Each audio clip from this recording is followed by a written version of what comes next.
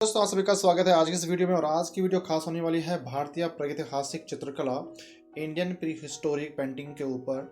और ये टॉपिक बहुत ही इंपॉर्टेंट होता है एग्जाम की दृष्टि से, और यहाँ से क्वेश्चन बनता है और कई बार पूछा जाता है। तो इस वीडियो को अंत तक देखें और वन लाइनर नोट्स हैं इनको आप बनाते चलिए। वीडियो की क्वालिटी कम है, इसको बढ़ाइए और इसको पॉज करके आप अपने नोट्स पे सेट कर सकते हैं। हो सकता है आपको ज़्यादातर इस सीरीज से आ जाए, और जो आपको नहीं आता है उसको आप नोट बनाएंगे तो आपके लिए वो बेहतरीन होगा। तो चलिए शुरू करते हैं। फर्स्ट इसका वन लाइनर है, प्रागैतिहासिक कला का क्या अर्थ है।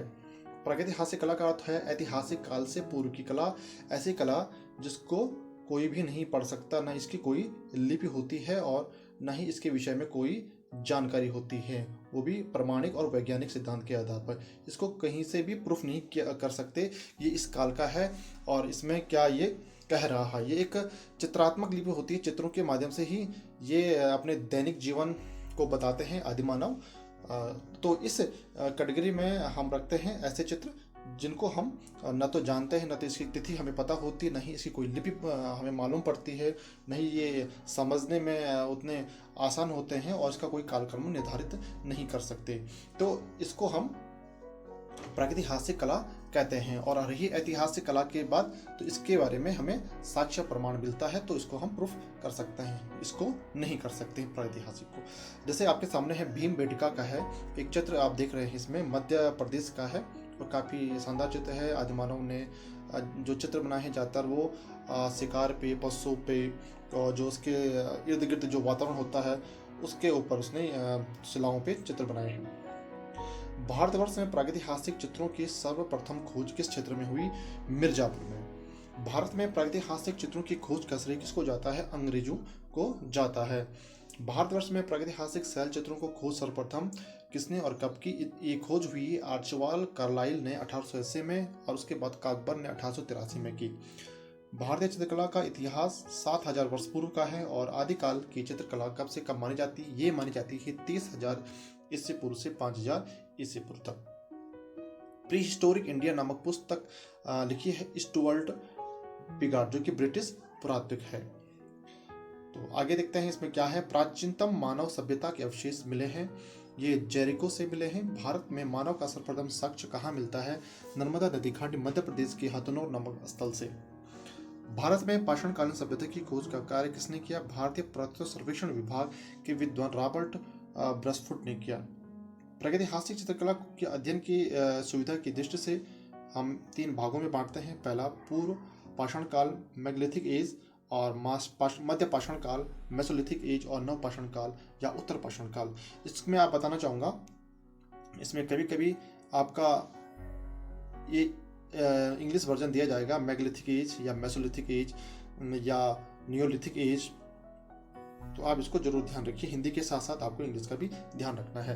तो क्रम अगर आपको इंग्लिश में बनाने के लिए देगा कि इसका सही क्रम बताइए, सबसे पहले नियोलिथिक एज होगा, फिर मैग्लिथिक होगा, फिर मेसोलिथिक होगा, तो आपको इसको याद रखना है कि पूर्व पाषाण काल को मैग्लिथिक और मध्य पाषाण काल को मेसोलिथिक और नव पाषाण काल को नियोलिथिक एज कहते हैं। और इनका समय भी आप याद रखेंगे, बहुत ही उत्तम होगा, आपको कोई भी कंफ्यूजन नहीं होगा।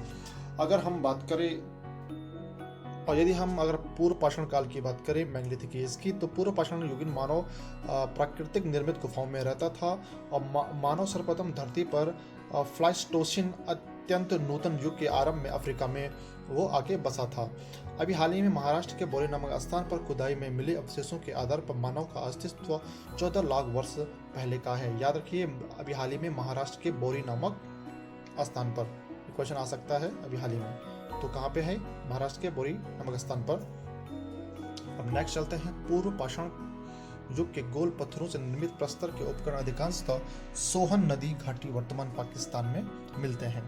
पूर्व पाषाण कालीन मानव शिकारी और खाद्य संग्राहक था और पूर्व पाषाण युग का मानव अपने हथियार क्वार्टजाइट पत्थर से बनाता है। तो क्वेश्चन आ सकता है कि कौन से पत्थर से बनाता है?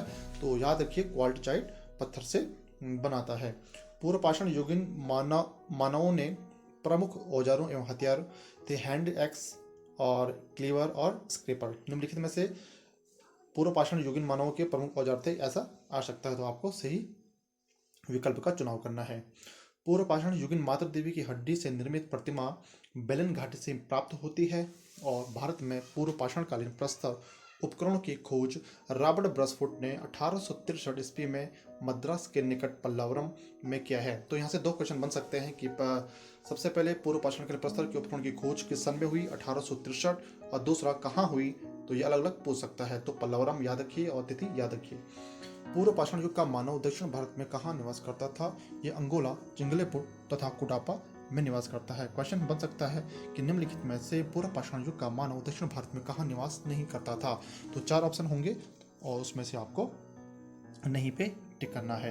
पूर्व पाषाण युगीन मानव किस नाम से पुकारा जाता था? ये गोल्डजाइट मनुष्य के नाम से पुकारा जाता था।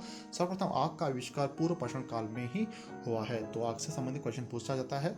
दूसरा है मध्य पाषाण काल की तरफ चलते हैं और पूर्व पाषाण काल और नव पाषाण काल के मध्य के संक्रमण काल को हम मध्य पाषाण काल कहते हैं, क्योंकि इसके बाद ही हमारा नव पाषाण काल शुरू होता है। भारत में मध्य पाषाण काल के विषय में जानकारी सर्वप्रथम किसके द्वारा, कब और कहाँ प्राप्त हुई? CL कार्लाइल द्वारा 1867 ईस्वी में विंध्याचल क्षेत्र में हुई थी। मध्य पाषाण काल के औजार माइक्रोलिथिक यानी कि छोटे औजार होते थे। आगे बढ़ते हैं इस सीरीज में। भारत का सबसे बड़ा मध्य पाषाणिक स्थल है भीलवाड़ा जिले में कोठारी नदी के तट पर स्थित बागो। सर्वप्रथम संवादन की दाह प्रक्रिया शुरू की गई मध्य पाषाण काल में। सर्वप्रथम संवादन की दाह प्रक्रिया शुरू की गई थी मध्य पाषाण काल में और गुजरात में स्थित लंगनाज मध्य पाषाणकालीन पुरास्थल, जहां से 14 मानव कंकाल प्राप्त हुए का उत्खनन कार्य HD संगलिया ने करवाया था। भारत में मानव अस्थि पंजर मध्य पाषाण काल से मिलने आरंभ हो गए थे। क्वेश्चन बहुत अच्छा है, पूछ सकता है, आपको पता होगा कौन से एंगल से पूछ सकता है। मानव अस्थि पंजर पर पहला अवशेष कहां से प्राप्त हुआ है? प्रतापगढ़ उत्तर प्रदेश के सराय नाहर और महदहा से। पशुपालन का प्राचीनतम साक्ष्य कहां से प्राप्त होता है? ये 5000 ईसा पूर्व का मध्य प्रदेश में आदमगढ़ और राजस्थान में बागो से मिलता है। नव पाषाण काल या उत्तर पाषाण काल, इसको हम नव पाषाण काल बोलते हैं, उत्तर पाषाण काल भी बोलते हैं। ध्यान रखिए, बहुत सारी कंफ्यूज आपको हो रहा है, तो अभी वो कंफ्यूज दूर हो चुका है। उत्तर पाषाण काल और नव पाषाण काल एक ही है। इसको इंग्लिश में नियोलिथिक एज कहते हैं। ने किन पशुओं का अंकन किया? तो हिरन, बारसिंगा, महिष, गेंडा, हाथी, घोड़ा, खरगोश, सुअर, ये इनके चित्रण के विषय रहे हैं पशुओं में। तो प्रागैतिहासिक काल में पशुओं में सर्वाधिक अंकन हरिण का हुआ है, तत्पश्चात बारसिंगा का। तो प्रथम और तत्पश्चात तो दोनों आप याद रखिए। बीच में इतने सारे किए हैं तो इनको आप एक नज़र देख लीजिए। तो इनमें से कोई नहीं, मैं क्वेश्चन पूछता है तो आपको कंफ्यूज ना हो, इसलिए इनके थोड़ा आप देख लीजिए। पक्षियों में सर्वाधिक अंकन हुआ है मयूर का। और पारिवारिक दृश्यों में किन विषयों का अंकन मिलता है? सहचर, सहनर्तन, प्रसादन, शिशु पालन और पशुपालन, भोजन, गृह छादन, जल संचय, अपहरण एवं कामाचार्य। प्रागैतिहासिक चित्रों में आखेट में प्रयत्न नहीं दिखाया गया है, स्त्रियों को नहीं दिखाया गया है आखेट में, यानी कि आखेट में नहीं दिखाया गया, पुरुषों को ही दिखाया गया है। हो सकता है कि स्त्रियां उस समय केवल घर का चूल्हा चौका करती हो, तो इसीलिए चित्रों में शामिल नहीं किया गया है। जो बात भी सही है, जो देखा उन्होंने वही उन्होंने चित्रित किया है। नृत्य कला का आरंभ माना जाता है प्रागैतिहासिक कला से। नृत्य जो आज डांस हो रहा है, चाहे फोक डांस है, क्लासिकल है, जितने भी सारे डांस हैं, उसका श्रेय जाता है प्रागैतिहासिक काल के मानवों को। तो यहाँ पे उन्होंने अपने लिए मनोरंजन का बहुत अच्छा जुगाड़ कर लिया था। वाद्य यंत्रों में अंकन मिलता है ढोल, मृदंग, डमरू, पंचतंत्री तथा गिटार। तो ये भी बहुत अच्छी बात है, वहीं से विकास हुआ और आज इस स्तर पे पहुंच चुका है ये सभी चीजें। प्रागैतिहासिक चित्रों में प्राय किस वृक्ष को चित्रित किया गया था? पीपल को, जो आज भी पूजनीय है और पीपल की काफी महत्व है हर एक पूजा में या धार्मिक स्थानों में।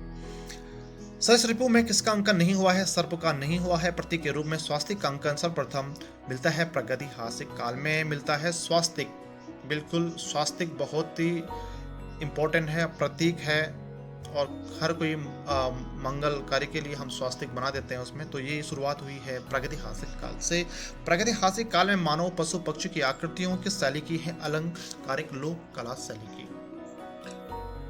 तो दोस्तों आज के लिए इतना ही और उम्मीद और आशा है कि आपको पूरी वीडियो अच्छी लगी होगी और बहुत सारे इंपॉर्टेंट क्वेश्चन आपके क्लियर हुए होंगे इस वीडियो में। तो आज के लिए इतना ही, फिर मिलते हैं अगली नेक्स्ट वीडियो में।